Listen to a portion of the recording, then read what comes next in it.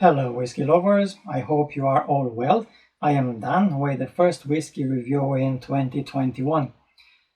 Today, in addition to the whiskey I will review, I am planning to do a preview of some of the expressions that will be here in the coming weeks or months.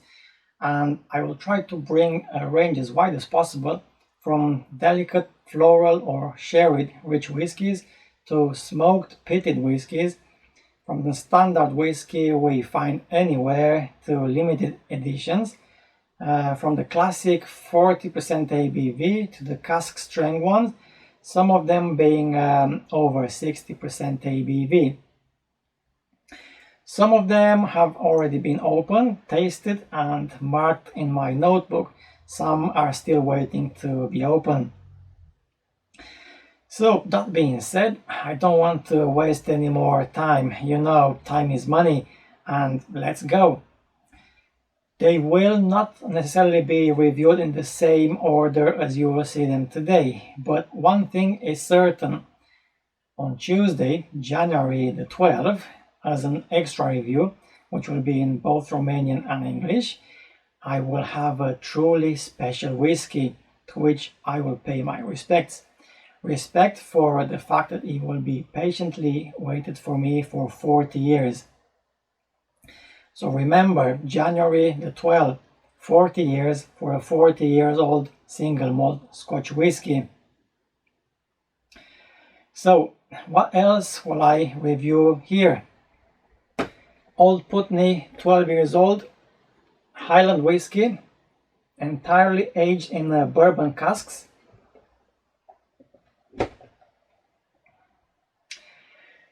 Bowmore, 12 years old, and Bowmore, 18 years old, from the Isle of Jura. Two gentle peated whiskies.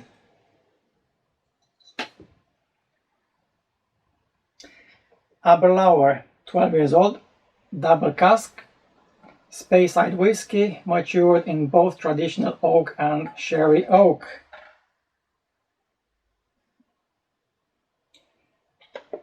Isle of Jura, 10 years old, island whiskey, initially aged in American oak bourbon barrels before being finished in Oloroso sherry butts.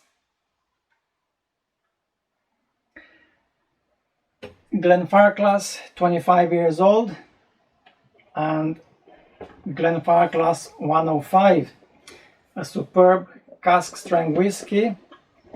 Yeah. The name 105 referring to its alcohol content in British proof, which means now about 60% ABV. Cotswold, yeah, English whiskey from a relatively new but promising distillery from England.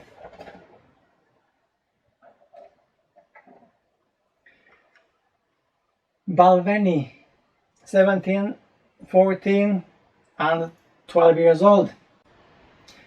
Glenallachie, 10 years old cask strength.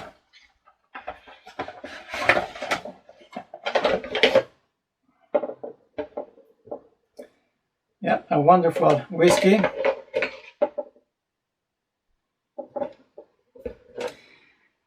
Natural color and non-chill filter.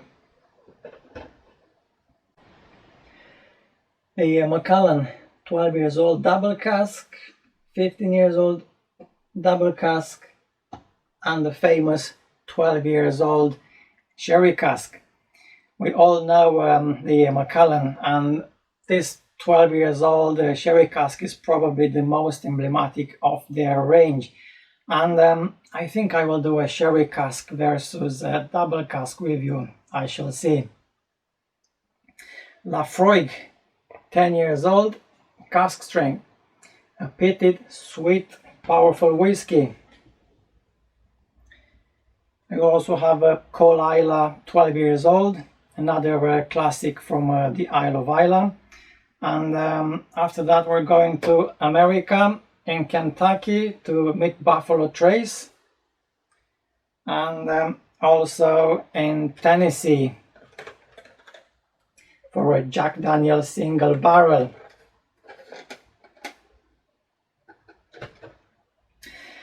And then back to Scotland for Johnny Walker, green label, 15 years old, also a Johnny Walker gold label, and around there somewhere Johnny Walker blue label. Glendronach, 15 years old, and also a Glendronach 12 years old, really good share with whiskies, and a Glenmoray 10 years old fired oak. Also a Cragganmore 12 years old Speyside single malt Scotch whiskey.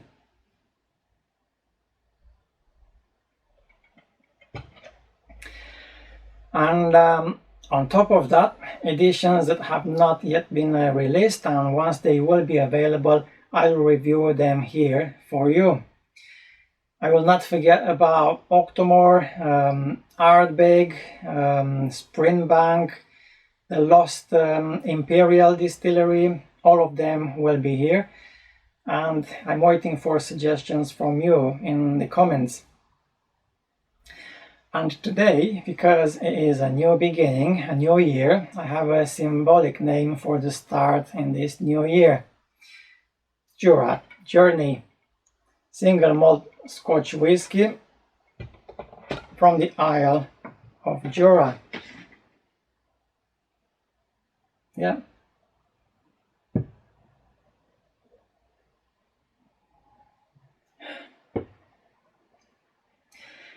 The name derives from the Old Norse for Deer Island, a reference most probably to the large local herds of deer. Originally established in 1810 but closed and dismantled in 1901, Jura Distillery was reborn in 1963 on the grounds of the previous distillery. In 2018, the Isle of Jura whiskey range got a relaunch, which included 10 years old, 12 years old, 18 years old, and of course the Jura Journey, our whiskey for today. I will come back with more information regarding Jura in the Jura 10 years old review. I don't want to keep you for too long today. So this is the Isle of Jura Journey in a 20 centiliters bottle.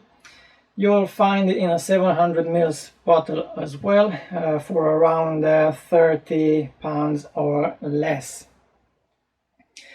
It was aged exclusively in American white oak ex-bourbon barrels and bottled at 40% ABV.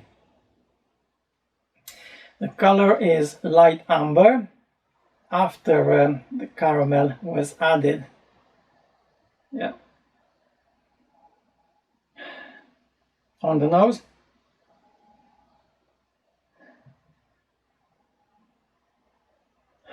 the nose is light and sweet with notes of vanilla. Vanilla given by the time spent in the American oak. A bit earthy. Very slightly smoky. Yeah, I can feel some pit smoke here, but nothing overwhelming. Grass. Green grass, something like fresh grass under the morning dew. All these notes are quite fragile. There's nothing too strong in here or something to make you very excited about this whiskey. On the palate,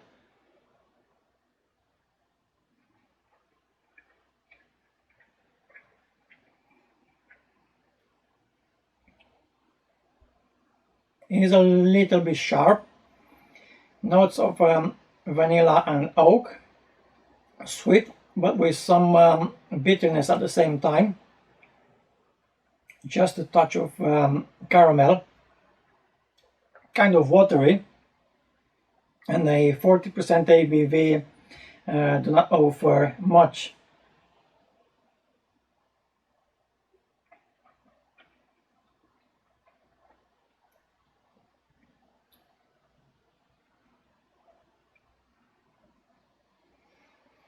After the second sip, you get a second layer of fruits, pears and some raisins.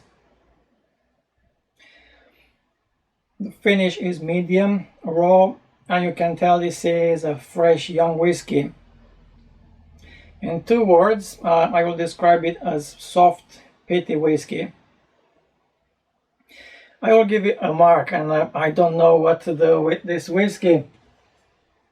Shall I love it or shall I hate it?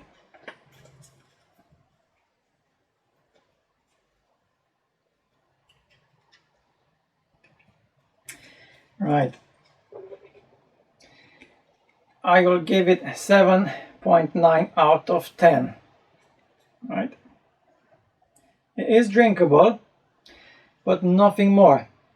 And for 30 to 35 pounds, which is the cost for a 700 ml bottle, we can find much better whiskies out there.